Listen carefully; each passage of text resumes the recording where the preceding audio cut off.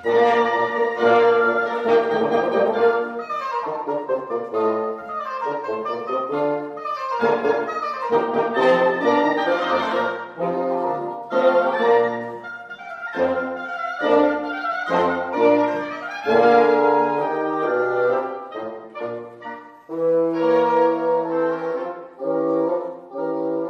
you, Judy, for encouraging me to come along. Yeah, we've really enjoyed it. Thank you. Hi, my name's Melanie. This is my first time coming to any concert like this, really. Coming to a concert where I'm just seeing wind instruments and reed instruments like this. I think my most exciting bit was the Roxburgh. I think basically because it's very rare that we get a chance to hear this kind of music or for this kind of music to get brought to life. And so, yeah, thrilling. And I think unless we have groups like this, we're not going to hear that music. It's not going to get played again beyond its original commission. So very necessary. And I would come again, within a second. Hello, my name is Clive Fairbairn. I'm the editor of the Double Reed News magazine, which is the magazine of the Double Reed Society, British Double Reed Society, and therefore we have a particular interest in a program like this, a concert like this, and I'm really delighted to be here. I'm hoping that we will have an article about the event and a review and so on in the next magazine. As you can see from this latest edition, we have not only the oboe and the bassoon on the front cover, but also a heckelphone. So there's all sorts of interesting articles in there which don't appear on a regular basis. So perhaps this is a good follow on this concert, which includes music which we may not always hear in regular concerts, which is a shame, because there's some fantastic music here by this composer Wendt, and a discovery for very many musicians. Both double reed players and musicians generally, I'm sure. Hello, my name's Judy Proctor, and I am the Artistic Director of the Lonarc Foundation, which is a charity I set up in 2017 to help raise funds for us to research, to edit, to publish, to perform and then record this body of work that was commissioned by the Prince of Schwarzenberg in the late 18th century, principally for their wind harmony.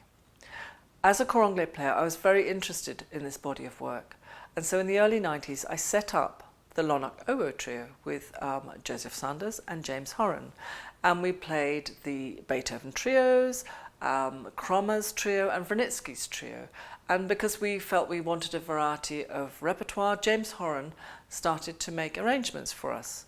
And little did I know that he was following directly in the footsteps of the oboist and cor anglais player Johann Wendt, who in fact composed the very, very first oboe trio, which Beethoven heard in 1793.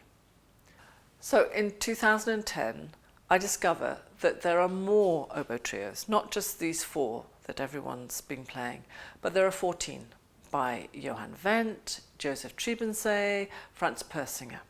So I call a rehearsal with Josef and Owen, who's now playing second oboe, for us to play through all these works and work out, should we continue to study them. We were astounded. The music quality was amazing. We realised we had to look into this more. So the next thing is I've discovered more about the Schwarzenberg family, that they had a castle in Český Krumlov, that they have a music festival. We are lucky enough to be invited to go and play there in 2018. And in the morning before our concert, we visit the archive to look at the original Urtext, which was very exciting. We discovered this amazing body of work, not just oboe trios, but partitas, oboe concertos, a whole page of oboe concertos by Bezzozzi. And what we've noticed more interestingly, that even that morning, that some of the articulation and some of the phrasing that we had been using from the edition Knössen editions was not quite always right. And by looking at the Urtext, we were able to see articulation that we realised suited us better. So we then realised that we must try and look more at these Urtexts, make our own scores, so that they're more oboistic, but also get rid of some of the mistakes that were in the manuscripts, because you can only really see that if you have a score. This year, we've been working on editing and publishing Wendt's Quartetto Concertante in B-flat for oboe, oboe grande, cor anglais and bassoon. We transposed the oboe grande part in G to an oboe d'amore part in A. This is an interesting work, as it's possibly the only double reed quartet from the 18th century. When you consider how many string quartets there have been, it's nice to hear how a single voice double reed quartet sounds. In our recent fundraising concert, we performed this Wendt Quartetto, and you can hear some excerpts now.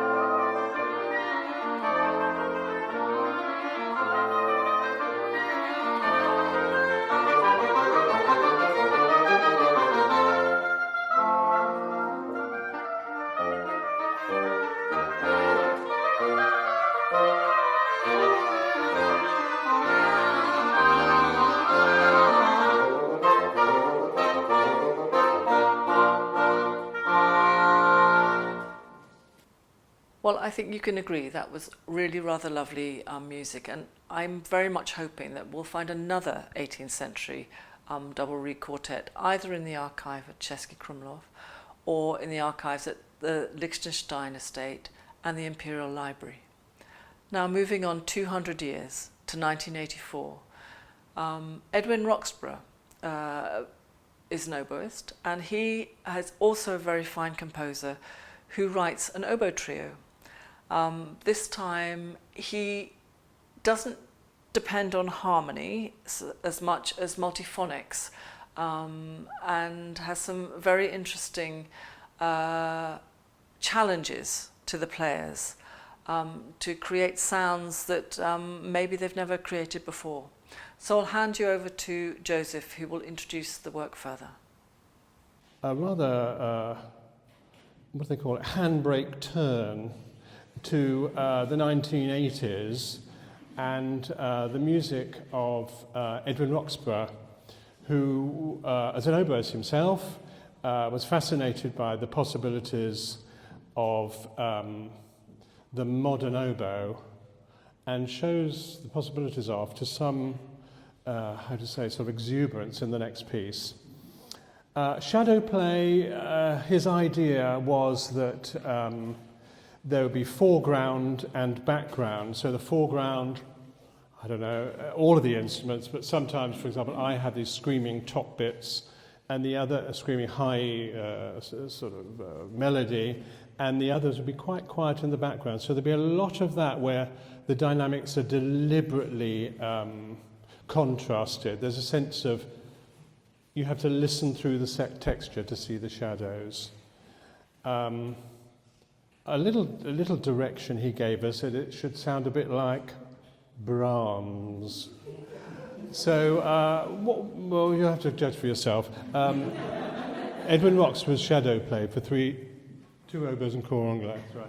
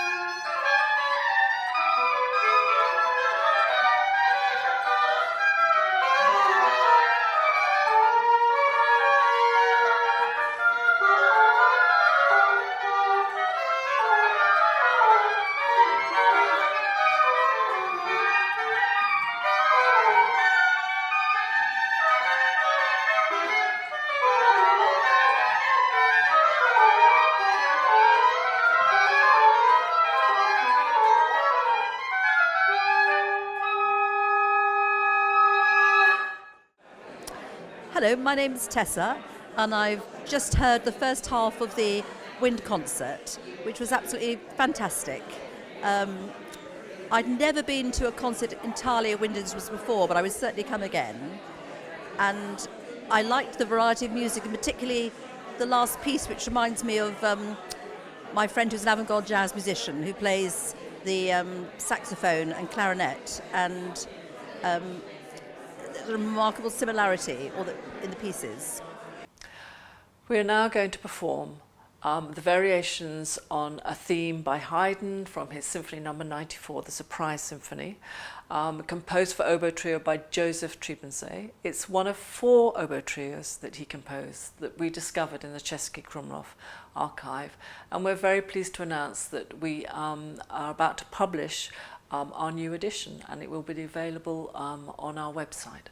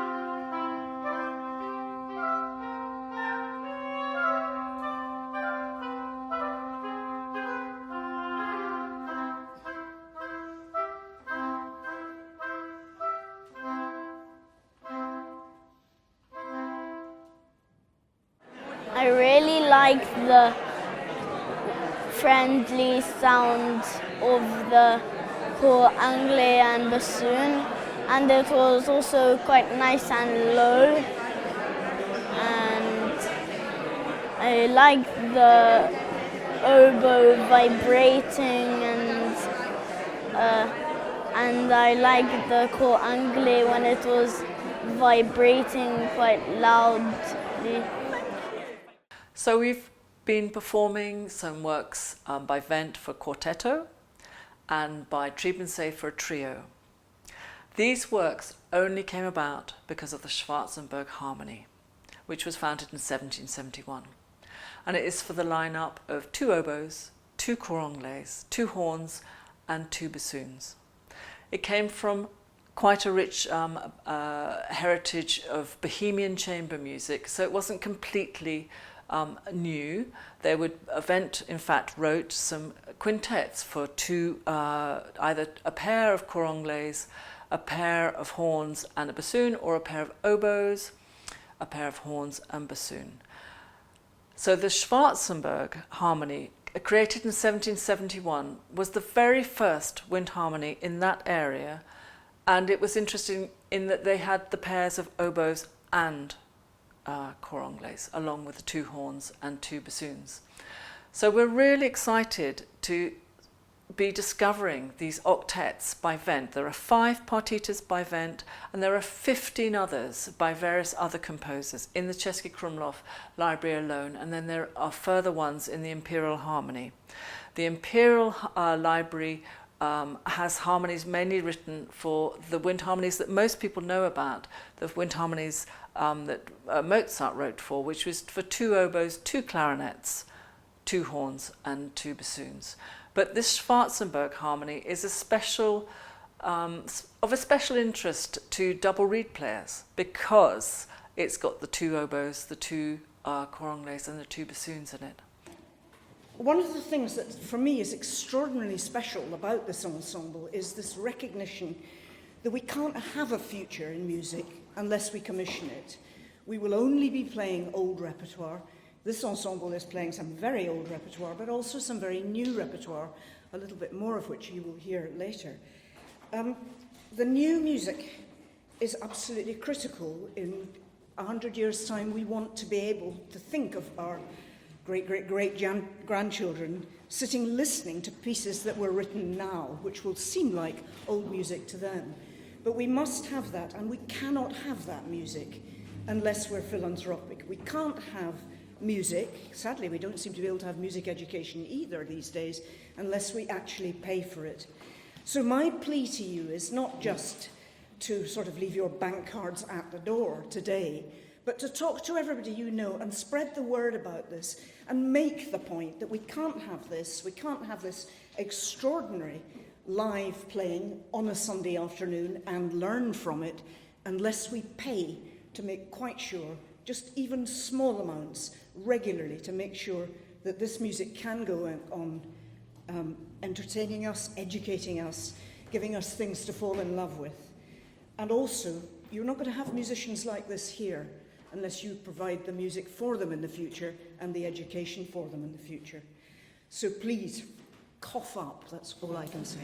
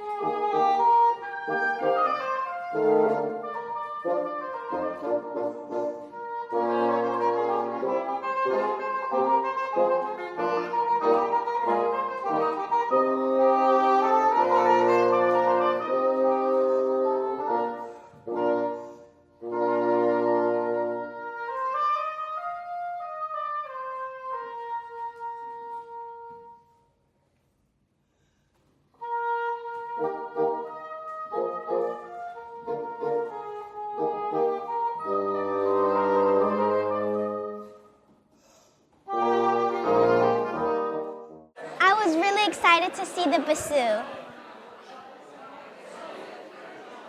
because it was the first time for me seeing it and it was really big. Slight change of vibe now. We're going to play one of my favourite composers, Leroy Anderson, himself a military man actually, although he composed all through his military career and off after the Second World War. Same year as Sleigh Ride, which I'm sure everybody is an enormous fan of, is Saraband. And we're very pleased to see the arranger, Gary Carpenter, here today, who's liaised with us and produced this fabulous encore.